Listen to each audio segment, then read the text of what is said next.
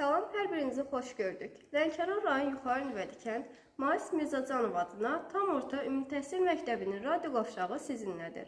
Aparıcınız mən 7B sinif şagirdi Əhmədzadə Leyla. Mövzumuz Ümumdünya Uşaq əməyinə qarşı mübarizə gününün yaranma tarixinə təsadüf edir. İyunun 12-si Ümumdünya Uşaq əməyinə qarşı mübarizə günüdür.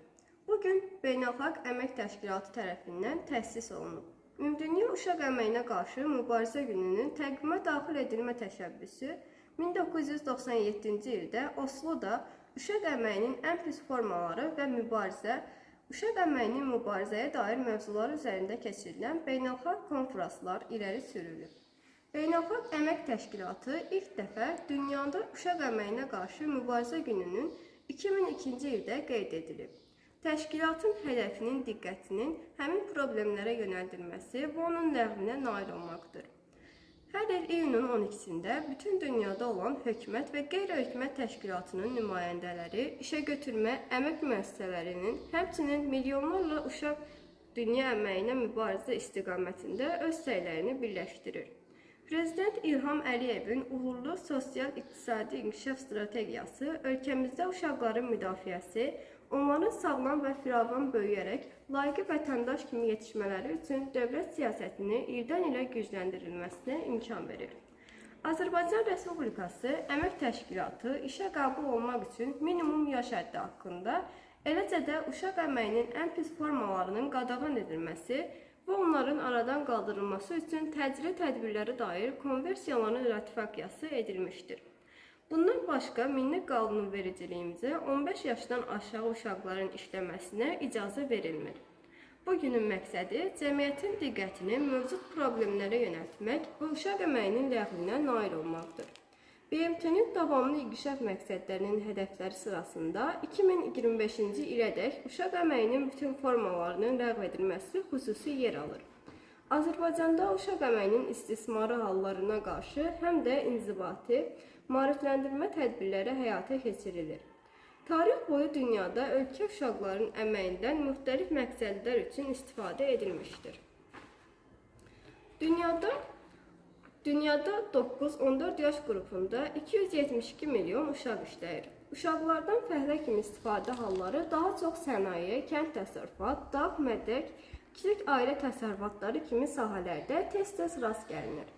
Zaman-zaman ümumi təhsildən başlanılma sənaye dövründə iş şərtlərinin dəyişiklikləri, işçi anlayışı və uşaq hüquqlarının ortaya çıxartma ictimaiyyəti bu cür məsələləri reaksiyasına səbəb olmuşdur. Prezident İlham Əliyevin uğurlu sosial inkişaf strategiyası ölkəmizdə uşaqların müdafiəsi, onların sağlam və firavan böyüyərək layiqli vətəndaş kimi yetişmələri üçün ölkəmizdə ildən ilə güclənməsinə imkan verir.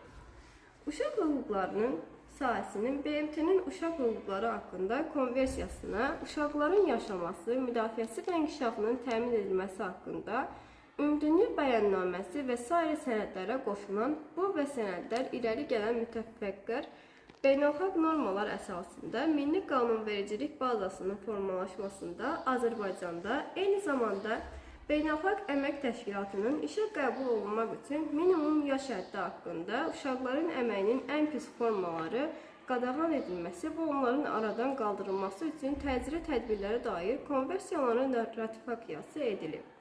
Bu konversiyaların prinsipləri milli qanunvericilikdə də əksini tapıb. Uşaqlar həyat və sağlamlığına, onların mənəviyyatına təhlükə törədə biləcək fəaliyyət cəlblərinin Azərbaycanda qanunvericilikdə qadağan olunur.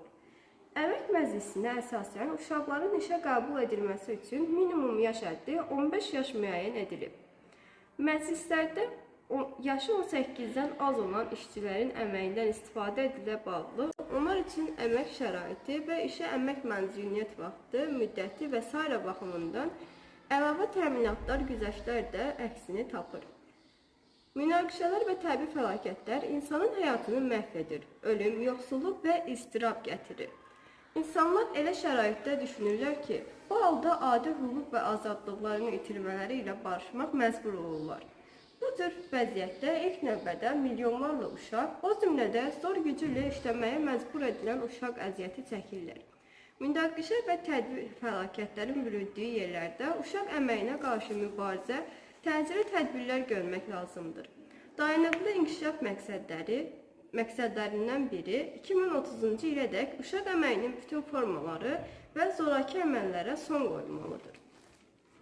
Bununla yanaşı bizə həyati bacarıqları öyrədən ən kiçik işlərdə ailəmizə kömək etməkdən çəkinməməli və unutmamalıyıq ki, bizi kiçik-kiçik əllərdən tutduğumuz qələmlərdə həm ailəmizə, həm də dövlətimizə daha çox fayda verə bilər. Bəşəriyyətin gələcəyinə nail olmaq missiyası ləyaqətlə daşıya bilərik. Dəyərli radyo dinləyicilərimiz, bizə ayrılan efrin sonuna gəldik. Növbəti efirlərdə görüşənədək sağ olun, salamat qalın.